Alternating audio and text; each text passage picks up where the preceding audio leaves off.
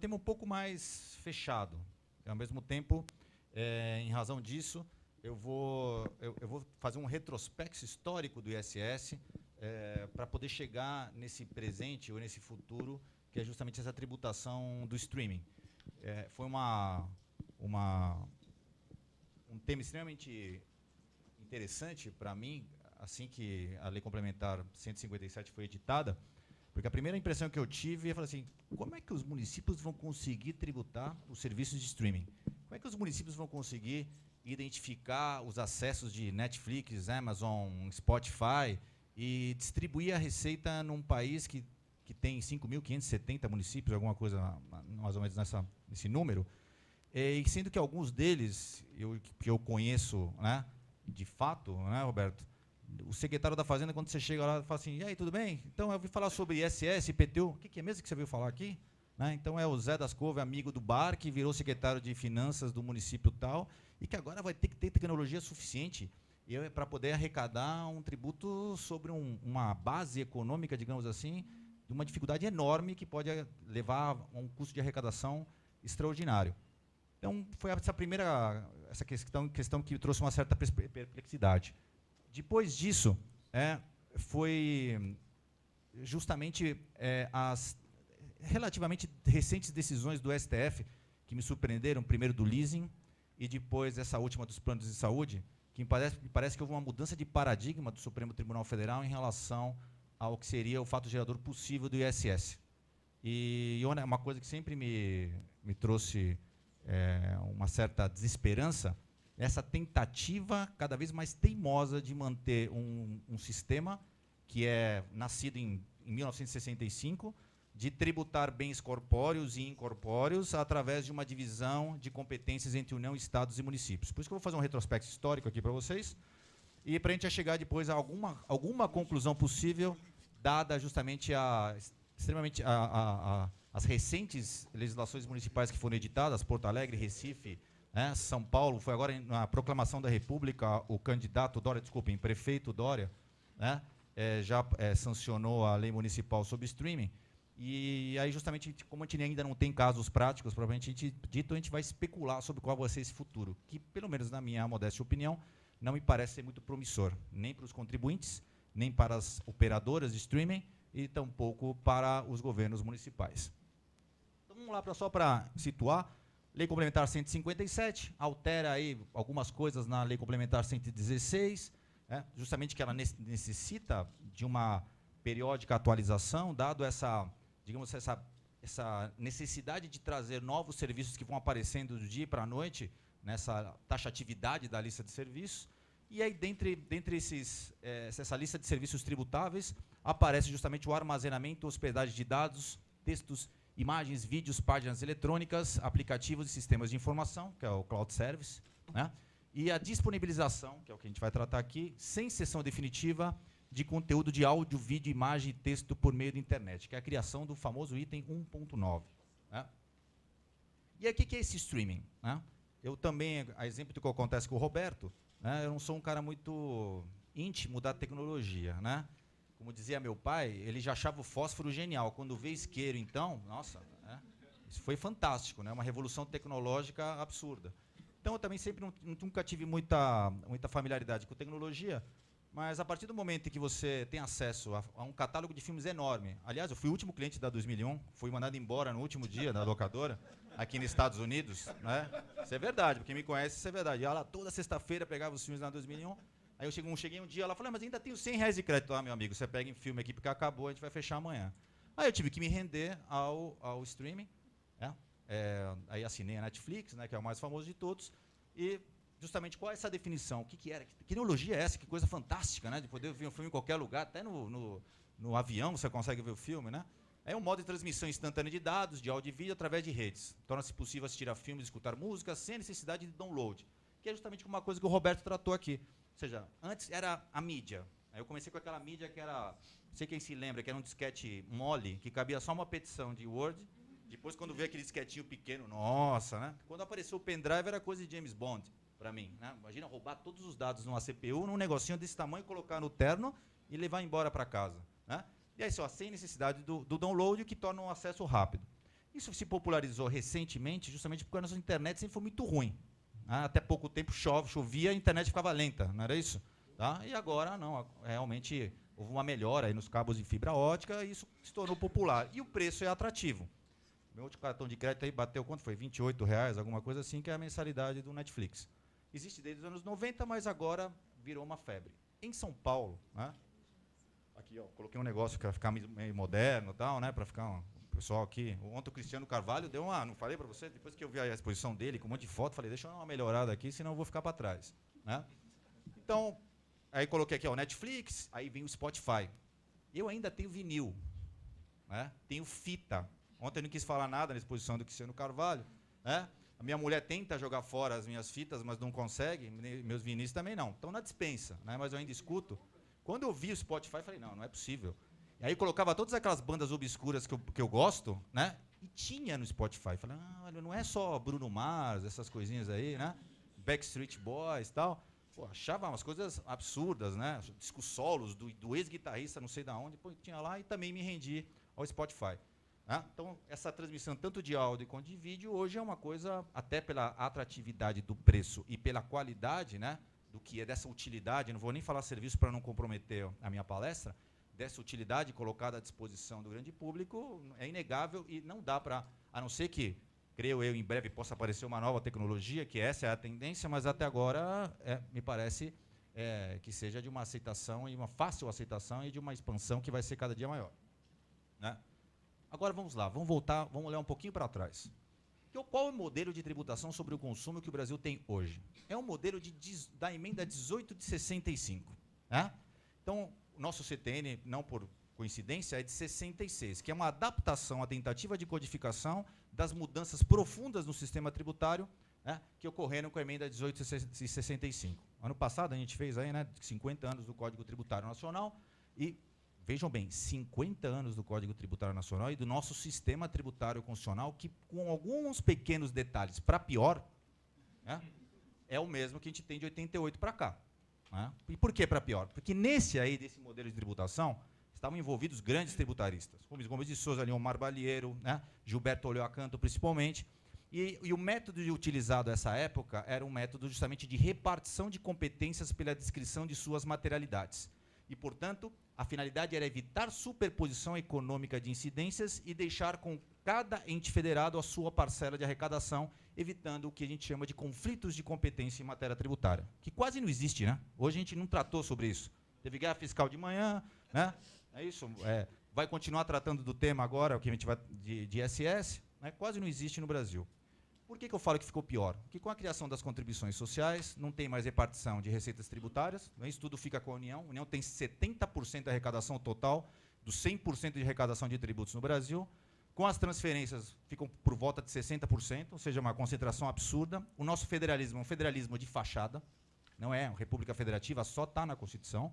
A União tem um poder central absurdo em matéria tributária, e o resto é migalha, que ficam para os estados, e mais migalha ainda para os municípios. Os municípios, se não me engano, chega a 4% do total da arrecadação para distribuir em 5.570, sendo que mais de 70% dos municípios não sobreviveria com receitas próprias se não tivesse qualquer tipo de repasse. Né? Então, essa discriminação que Gilberto Olhoacanto chamava, e eu sempre gosto de falar essa expressão, até parece, né, Roberto, hoje em dia a gente falar de Rubens Gomes de Souza, Gilberto Olhoacanto, parece crime, né? Ninguém mais fala nesses... Ali, o livro do Alemar Balieiro eu leio até hoje, eu acho fantástico. Né? A quantidade de informações, eu não consigo ver que ninguém consiga superar esses ícones do direito tributário. Então, ele falava em rígida discriminação de rendas tributárias. Acaba o imposto de vendas de consignações, eu crio o IPI para a União, deixo os serviços de comunicação, nada mais racional ainda, na mão da União. Os estados ficam com a circulação de mercadorias, bens corpóreos, saídas físicas de estabelecimentos, para daí o princípio da autonomia dos estabelecimentos, né? Como diz o José Roberto Rosa, o princípio do crédito, onde o boi vai, a vaca vai atrás, aonde a mercadoria vai, o crédito vai atrás, e fácil rastrear, você levou a mercadoria, levou a nota, chega o crédito. Né? E para os municípios, só para a gente falar que a gente não esqueceu dos municípios, né? Vamos deixar os serviços. O que era serviço naquela época do ponto de vista econômico, de expressão econômica? Cabeleireiro, manicure, não é isso? Tá? O que mais tem? Taxidermista, maquiador de cadáver, né? seja, pega a lista de serviço original do Decreto-Lei 406. O serviço mais economicamente expressivo, né, era a construção civil. Né, se você parar para analisar. Ninguém nem imaginaria, era coisa de ficção científica, que a prestação de serviços ou as utilidades relacionadas a essa era digital que não existia, em 65, estou indo nem para 88, porque o nosso modelo é o mesmo praticamente de 88 para cá, de 65 para cá. Nem se pensava nisso. Então deixa os municípios com isso, e aí qualquer coisa a gente dá umas transferências. Né? Então, repartição de competências tributárias pela descrição da materialidade possível. Olha aí os meios de reprodução de sons e imagens em 65. Vamos lá. Esse radinho, bacana. Agora tem os vintage, né, que a gente vende aqui na FENAC e tal, mas era isso aí que tinha na época. E quem tinha, não era todo mundo. Você não ia no vizinho, só ia no vizinho. A minha mãe conta que quando o homem chegou à Lua, foi lá num vizinho que era o único do quarteirão que tinha televisão para poder ver o... Né, Copa de 70, né, primeira transmissão a cores no Brasil. Né, tá? Era isso aqui o Brasil, galera. Era a família com a televisãozinha e a galera tomando pau na rua. Para quem vai votar no Bolsonaro aí, lembra, hein, galera? Tá bom? Não era tudo muitas rosas aí, não. Tá? Ok? Então, era um modelo de tributação focado na tributação de bens corpóreos, tá? Centralização de poder na mão da União, arrecadação na União, porque regime militar, a União Federal queria manter esse poder central, mas um aumento de repasse de tributos federais como uma forma de método de controle dos estados, que é o fortalecimento das oligarquias locais, para manter um apoio político, senão o regime militar também não conseguiria se consolidar na época, e seria um método de controle que eu chamo de mitigação do federalismo, ou seja, a concentração na mão da União, e eu dou umas migalhinhas aqui para os estados. Né? O ICMS é fortalecido justamente para que esses poderes, essas oligarquias locais, não reclamem de falta de autonomia. Né? A tributação dos serviços, baseada nessa prestação humana, né, de uma utilidade, né, um fazer, né, na noção civilista do tempo, mas de menor expressão econômica. Né? E por quê? Aí eu encontrei um texto do Gilberto Liocanto, numa publicação da GV, lá da época, sobre o anteprojeto do Código Tributário Nacional. Eu falei, por que vocês não deram mais competência para os municípios? Ora, porque a gente precisava dar repasse. Porque em 65, olha a afirmação de Gilberto Lió, ainda que fosse dado maior poder impositivo, mesmo assim, os municípios não fariam frente às suas despesas. Se em 65 eles não conseguiriam fazer isso, com menor razão agora, porque o número quintuplicou, não tem nem como fazer uma afirmação concreta em relação a isso. E aí, a partir daí, aparece justamente essa visão civilista do conceito de serviço para fins de ISS. Com base no quê? Os pareceres magistrais de Geraldo Ataliba. Outro cara que a gente não pode falar mais, né, Roberto? O Marco Aurélio também, quando falava, às vezes eu falava, mas que era o Marco Aurélio? Não. Então, Geraldo Ataliba, para mim, o maior, se não o maior tributarista, tinha pareceres, na época, com o Aires Fernandino Barreto e outros pareceres com o Kleber Giardino, históricos, publicados na revista Direito Tributário, justamente do conceito de serviço para fins de tributação de ISS. E ele vai na onda do conceito de serviço na noção civilista, uma obrigação de fazer, distinguindo assim, ou criando uma distinção clara em relação às obrigações de dar, que ficariam sob a tributação dos estados, via ICMS, ou se sofressem algum tipo de processo de industrialização, ficariam a cargo da União através do IPI. Foi sempre esse o conceito que chega no Supremo Tribunal Federal, né? Isso há uns 20 anos mais ou menos, até um pouco mais, e vem justamente as decisões do Supremo pela não incidência do ISS na chamada locação de bens móveis.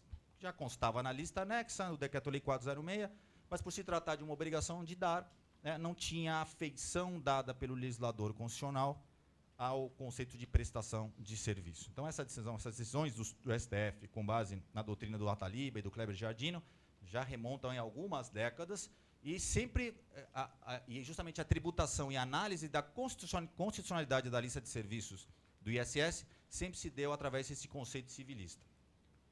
Esse conceito civilista continuou sendo prestigiado pelo Supremo. Não preciso ler aqui, porque isso aqui não é teste para passar no carta de motorista, né, para exame de carta de motorista. Mas aqui só para que vocês tenham um material à disposição de julgados relativamente recentes que fazem essa menção à reiterada jurisprudência do Supremo sobre esse conceito civilista, ou a adoção do conceito civilista de obrigação de dar. E aí, algo muda no Supremo Tribunal Federal. O Supremo quase não muda, né? Muda a composição, muda o entendimento, não é isso? muda a cabeça, o mesmo ministro uma hora vota uma coisa, outra hora vota outra, muda de opinião. Por isso que eu gosto do Marco Aurélio. Às vezes eu não concordo com nada dele, né? Mas ele mantém lá as suas convicções. E eu participei de dois tribunais administrativos, e uma coisa que eu aprendi, por mais que você tenha, não concorde, quando já tem jurisprudência sedimentada, você querer mudar algo que já foi decidido e debatido à exaustão, a não ser que apareçam novos argumentos fortes, ou alguma mudança normativa radical, me parece que os novos tripulantes da nave devem respeitar as antigas ordens do comandante. Não é isso, Gilberto? Senão você fica o chato, fica atrapalhando o negócio. E me parece que seja a justiça do judiciário ou a justiça administrativa, ela pressupõe celeridade.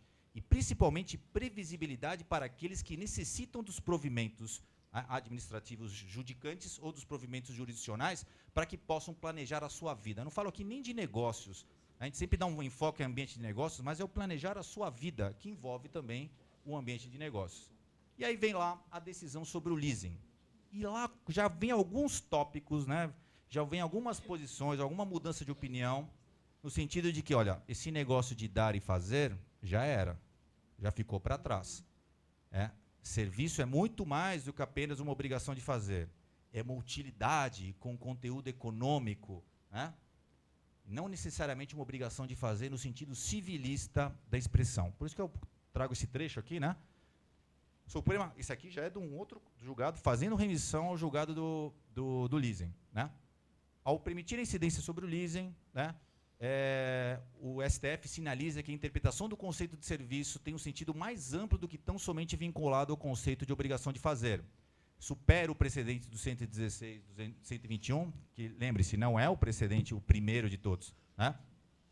Existem precedentes até mais antigos que esse em relação ao ISS, em que se decidira pela adoção do conceito de serviço sinteticamente eclipsada numa obrigação de fazer. Ok. Até aí, fui tímido na casa do leasing, porque até eu, não sei o que o Roberto pensa, o que o Guilherme pensa, mas me parece que no leasing, se você analisar a estrutura daquela operação, há serviço no sentido de obrigação de fazer propriamente dito. Por mais que, na prática, no leasing, você se dirija a uma instituição financeira, ou muitas vezes nem instituição financeira, você vai direto ao vendedor do bem, a operação juridicamente estruturada significa ir até uma instituição financeira, descrever o bem ao qual você tem interesse, a instituição financeira irá procurar esse bem, nos termos da descrição feita pelo potencial adquirente, ele o adquire em nome próprio e é aí que vem o momento do arrendamento. Então, juridicamente, a operação é essa, por mais que não pareça na prática, mas juridicamente é isso que é entabulado entre a instituição financeira, o vendedor do bem e o adquirente. Então, queira ou não queira, há todo um serviço no sentido de obrigação de fazer envolvido. Então, mesmo com essas considerações da superação do conceito de serviço como sendo um conceito civilista, de início isso não me preocupou. E aí foi ano passado, a decisão do STF e os planos de saúde, o RE 651703. Aí eu realmente fiquei preocupado. Aí realmente fiquei preocupado justamente por quê? Porque nesse julgado, essa divisão entre dar e fazer, ela é completamente esquecida.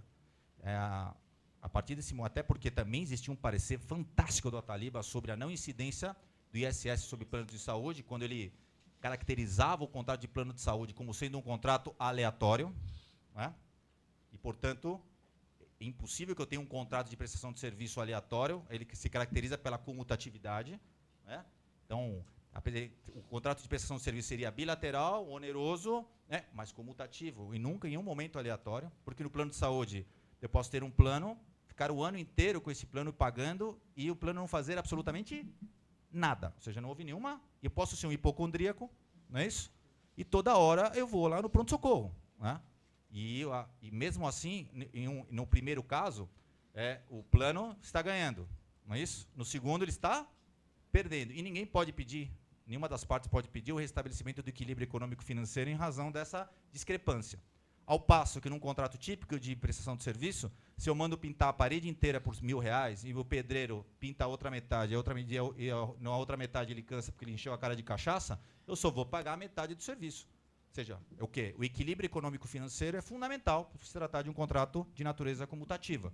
São conceitos civilistas que eu não posso jogar pela janela. Né? São construções históricas que o direito traz, né? E que a jurisprudência acolhe, que traz um mínimo de previsibilidade em relação à tributação. Nesse julgado do STF, se faz uma crítica ao artigo 110 do Código Tributário Nacional, que parece um dos artigos mais sábios, né? Que os nossos autores do anteprojeto foram lá e colocaram. Sainz de Burranda chamava de preceitos didáticos, né?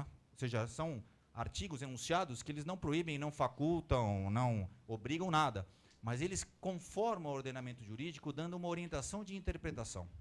E o STF, nesse julgado, diz: a legislação infraconstitucional não pode determinar a interpretação da Constituição. Ok, mas a Constituição, quando o Supremo Tribunal Federal interpreta a Constituição, ele se socorre do quê? Não se socorre da legislação infraconstitucional, que faz toda uma construção histórica? Não são várias as decisões do Supremo, que as decisões do Supremo no tocante à interpretação dos seus dispositivos não podem deixar de levar em consideração toda a construção histórica daquele conceito feita pela legislação infraconstitucional também? Né?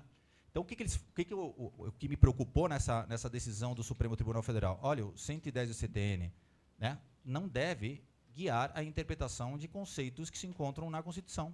Agora, a Constituição tem alguma definição? Ela fala, compete aos municípios instituir imposto sobre serviços de qualquer natureza, previamente relacionados ou listados em lei complementar. Tem alguma outra disposição que diga o que é serviço? Não. Da onde eu vou me socorrer?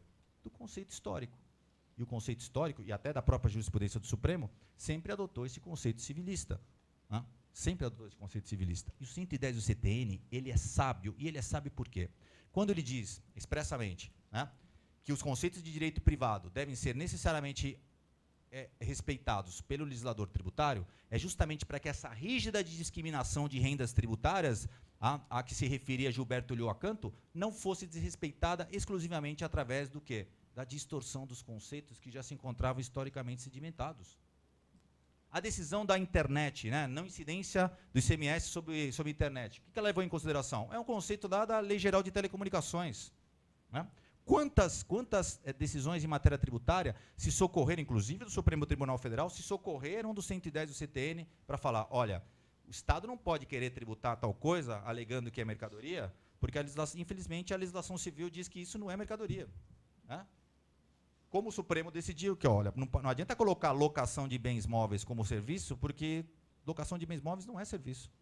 Aliás, você sabe a origem disso, né? Era, como de direito romano, existe a expressão locação locação de mão de obra, né, que vem do direito romano, era justamente porque em Roma quem trabalhava eram os escravos. Então, quando eu precisava de um serviço, o que eu fazia? Eu arrendava um grupo de escravos para fazer um muro, para pintar alguma coisa, para fazer a minha casa. Então, tinha natureza de locação, de arrendamento de mão de obra. E aí o Código Civil de 16, né, adota esse conceito e ia falar, então é locação de mão de obra, então é serviço. Tanto que isso digamos, atualizado pelo Código de 2002 e não se fala mais em locação de mão de obra, se fala em cessão de mão de obra. Né? Então, ou seja, cumpre corrigir essas distorções históricas. Né? E aí o que acontece, resumindo aqui, pessoal, né, essa decisão do STF dos planos de saúde diz, olha, o 110 do CTN não guia mais a interpretação constitucional do conceito de serviço. Apesar do plano de saúde tipicamente ser um contrato de natureza aleatória, né, não estar caracterizado pela comutatividade, ele oferece uma utilidade de natureza econômica posta à disposição dos consumidores, né, dos adquirentes desse plano de saúde, e, portanto, ele é tributável, sim, pelo ISS. E aí vem a discussão sobre a base de cálculo, que é o valor da intermediação, e vem lá, meu ídolo, né? Vencido o ministro Marco Aurélio. Né? De novo ele foi vencido, porque já tinha sido vencido no caso do leasing. O que o Marco Aurélio, no seu voto vencido, que eu aconselho aí a leitura atenta? Fala, parem com isso. Desde que eu estou aqui, desde que me conheço por gente, né, o conceito civilista que tem sido adotado para resolver as contendas aqui dentro do Supremo. Aí ele dá dois exemplos clássicos, né? Justamente para chamar a atenção dos demais ministros, ou dos demais assessores que fizeram os votos. Né? Porque aí mandou para o assessor, né, joga para Deus. Né? É isso? Tá? E aí ele fala assim, peraí, Como que nós vamos justificar agora a súmula vinculante 31 da não incidência do ISS sobre locação de bens móveis? Ela vai ser revogada? Vai ser modificada? Vai acontecer um overruling? Hã? Como é que nós vamos justificar a decisão do STF sobre a incidência do ISS nos serviços de composição gráfica por encomenda? Qual foi todo o fundamento jurídico, né, dessa decisão? O que prevalece é a obrigação de fazer e não a obrigação de dar. Então, galera, muda tudo. Né? E aí o que acontece? Ninguém, no Supremo, me parece, leva em consideração quais seriam as consequências econômicas, né, em razão dessas decisões. O que a gente está vendo aqui? Eu tenho sempre essa curiosidade de saber a consequência econômica de uma determinada decisão, né, mais conhecido aí como Law Economics. Né? E aí eu sempre dou o exemplo da extensão dos direitos constitucionais às empregadas domésticas. Nada mais justo. Alguém é contra aqui? A empregada doméstica é menos de qualquer outro trabalhador? Creio que não. Mas o que aconteceu na prática? Todas as empregadas que estavam com carteira assinada foram demitidas e viraram diaristas. Ou seja, de boas intenções, o inferno está cheio. Nesse caso, não, vamos garantir a tributação dos municípios através dos planos de saúde, né? Eles merecem. Como é que uma base econômica tão ampla e tão relevante vai ficar fora da tributação dos municípios tão carentes de receitas para cumprir as suas funções constitucionais? Só que o que está acontecendo agora? Os custos de conformidade dos planos de saúde, justamente para que consigam identificar a receita gerada em cada local, em cada município, está encarecendo o valor dos planos. E ele já veio uma nova leva, né, de reivindicações, com aquela questão de aumento da faixa dos 70 de uma vez só, de uma paulada só. Alguém consegue contratar um plano de saúde individual aqui? Ninguém. Com mais de 40, então? Impossível. Esquece. Ou seja, quando essas decisões que justamente não levam em conta, historicamente, conceitos já arraigados, são alteradas sem esse mínimo critério, aí sim, de verdadeiro critério econômico, para saber as consequências econômicas dessa decisão, a gente tem essas distorções. Ou seja, eu quero fazer o bem, mas acabo fazendo... O efeito é contrário. Ok? E aí vem justamente esse tópico 21 aí que eu coloco. Sob esse ângulo, o conceito de prestação de serviços não tem por premissa a configuração dada pelo direito civil. Decisão agora do ano passado. Mas relacionado ao oferecimento de uma utilidade para outrem, a partir de um conjunto de atividades materiais ou imateriais, conjunto de atividades em geral, né, prestadas com habitualidade e intuito de lucro, podendo estar conjugado ou não com a entrega de bens ao tomador. Ou seja, um conceito extremamente amplo. Aqui cabe praticamente tudo, né, se a gente parar para pensar. E que o 110 do CTN, ou seja, os conceitos de direito privado, não tem mais a mínima importância. O conceito de Jorge Costa, também, né, infelizmente falecido há pouco tempo, um dos maiores tributaristas que eu conheci, o maior conhecedor de ICMS também, que eu já conheci, né, ele sempre fazia uma afirmação, né, justamente no sentido da necessidade dessa previsibilidade na tributação. Né? Era importantíssimo que, em matéria tributária, esses conceitos de direito privado e importância do 110 do CTN, para justamente gerar uma previsibilidade. E foi o que o Supremo Tribunal Federal aqui, me parece que não observou. Se acolhe a tese da residualidade. Para que não seja deselegante, antes do Alberto Macedo ir embora, eu falei para ele que eu iria criticar a tese da residualidade que está no livro dele. Ele não conseguiu ficar à tarde, então eu falei, Alberto, infelizmente vou ter que falar, mas eu já falo para você que para não fazerem fofoquinha, né? Tá? Então, até no voto do STF, o Alberto Macedo é citado expressamente, né? E o que o Alberto Macedo defende? E o que o Supremo Tribunal Federal acolheu? Olha, se não é ICMS, é ISS. O Roberto já adiantou aqui.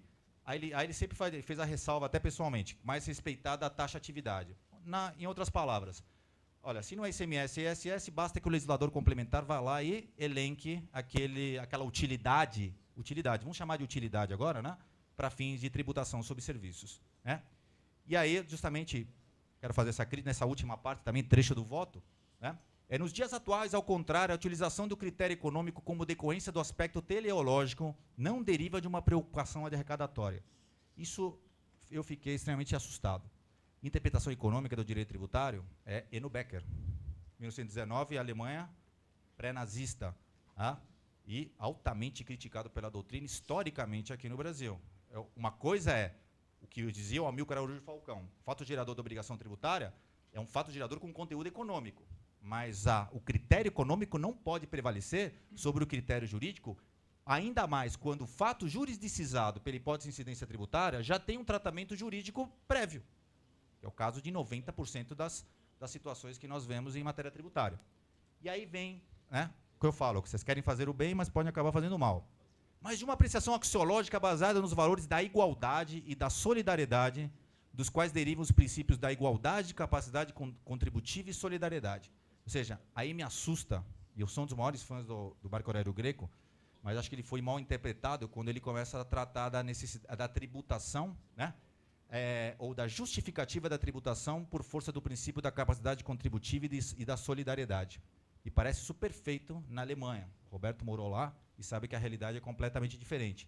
Mas justificar tributação com base em capacidade contributiva e solidariedade num país como o Brasil, me parece ainda uma coisa de ficção científica. No Brasil se cobra e se paga tributo exclusivamente em virtude de lei. Como diz o Pandolfo, né, escreveu um artigo recente no Jota, então revoga a legalidade tributária de uma vez e toca e seja o que Deus quiser. Né? Vamos lá agora fazer com esse avanço evolutivo do ISS, vamos tentar encaixar isso na questão do streaming.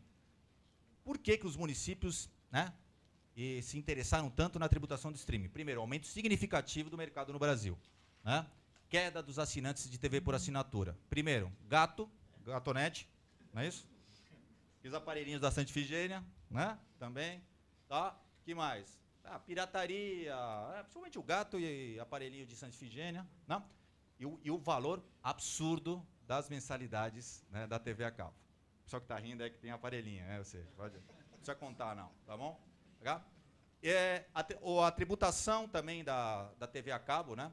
Desse prestação de serviços, né? Os prestadores de serviços de acesso condicionado têm um tratamento legislativo específico, né? O encarecimento e a tributação via ICMS, e também eles pagam a Condecine, a contribuição de intervenção do domínio econômico. E também outro ponto, a grave crise fiscal que acomete a todos, né? Ou seja, em todos os níveis, principalmente nos municípios, que sempre ficaram, queira ou não queira, aí tem que dar o braço a torcer com as migalhas da tributação. Depois vem a Anatel, Ministério das Comunicações, era o Kassab, o ministro, manifestações da Associação Brasileira de TV por Assinatura, ficam com esse desconforto desse tratamento em relação ao streaming e das chamadas prestadoras de serviços de acesso condicionado. Então, fala, peraí, uma não paga nada e a outra está pagando ICMS, Condecine, vamos regulamentar. Porque aí vem aquela necessidade de tributar, né, os fatos econômicos relevantes que podem trazer alguma coisa para o Estado. Né? E aí fica, é serviço ou não é? Se eu levar em consideração o conceito civilista, eu não consigo, né, de nenhuma forma enquadrá-lo no conceito tradicional de serviços como obrigação de fazer. Até porque em alguns momentos que você está trabalhando demais ou viaja muito, não consegue nem sequer acessar uma vez no mês a sua Netflix. Não é isso, pessoal? Tá? E aí, em outros meses, você realmente acessa. Então, pode ser uma coisa que está simplesmente uma assinatura. Você tem a disponibilização de um acesso, né, para um determinado conteúdo, mas não necessariamente uma obrigação de fazer por parte dessa empresa. Mesma coisa que o Spotify. Posso não ligar, perdi a senha, né? Alguma coisa nesse sentido. Se eu levar em consideração esse conceito pós-plano de saúde leasing como uma utilidade para outrem, a partir de um conjunto de atividades materiais ou imateriais prestadas com habitualidade e intuito de lucro, aí me parece que seria serviço tributável. Tá? E aí eu coloco só a questão que eu já falei de composição gráfica e locação de bens móveis, quero ver como o Supremo vai lidar com isso. Ou vai virar, né, eles vão mudar o entendimento, ou o STF vai pecar na coerência. Uma coisa que para eles não é grande problema, né? Tá bom? E aí vamos lá. O STF não justificou em empresar a igualdade, a capacidade contributiva e a solidariedade nessa mudança de paradigma no tocante à prestação de serviço? Então vamos lá. Qual é a diferença entre a liberação de um sinal via cabo ou satélite pelas prestadoras de serviços de acesso condicionado, né, e esse acesso via internet via streaming? Então, por que uma é SMS e a outra é ISS? Essa distinção prestigia a igualdade, solidariedade e capacidade contributiva? Então, não é por aí que eu vou utilizar essa ampliação do conceito de serviços. Só que é o seguinte, eu trabalho muito também com a questão pragmática.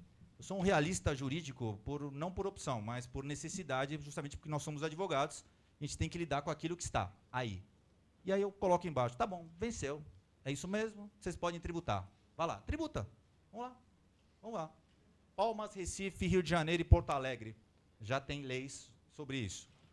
Nosso governador, o que ele quer ser agora? Dória?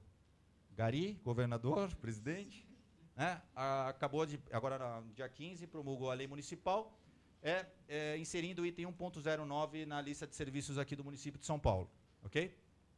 E aí, disponibilização, exceção definitiva, é a cópia, galera, do que já está na lei complementar 157. Mais alguma coisa? Não, só isso, né? E aí vem justamente o que eu queria que vocês me ajudassem a resolver, né? Troquei uma rápida ideia com o Alberto Macedo hoje de manhã, não era o tema dele, mas ele falou, não, a gente já está estudando sobre isso. Mas vamos ver, vamos lá, ok. O que acontece? Como o ISS trabalha com essa obrigação de fazer, sempre trabalhou com essa obrigação de fazer, né? E com essa prestação material e imaterial, né? Mas pensando e foi idealizado pensando no cabeleireiro, no taxidermista, no maquiador de cadáver, né? E assim por diante, né? Ele se utiliza justamente de um critério misto de origem, destino e resultado de serviço para fins de determinação da sujeição ativa, né? Esse é o que está na Lei Complementar 116 e suas alterações.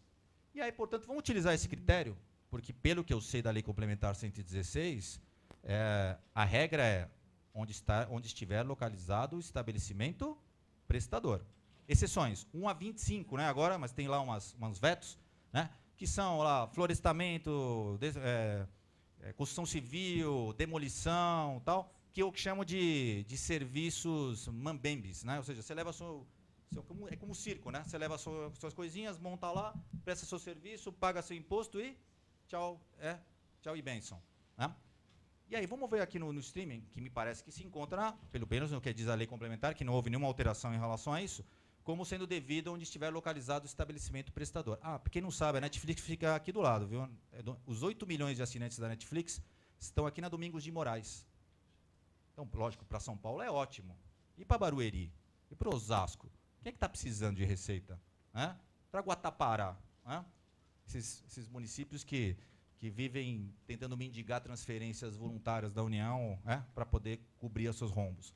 Então, um assinante residente em Osasco, que contrata a Netflix estabelecida em São Paulo, faz o download temporário, que eu posso fazer o download temporário, né? Depois some, então, nesse ponto não há nem essa transferência de mercadoria, né? Do arquivo da série X aí, Manhunter, em Barueri, ele faz em Barueri, e assiste à noite em Cotia com a namorada. E aí, quem é o sujeito ativo do ISS? Onde está o estabelecimento prestador? Está aqui em São Paulo. Tá? Onde se deu o resultado do serviço? Quando ele fez o download e quando ele assistiu. Né? E aí, vamos lá.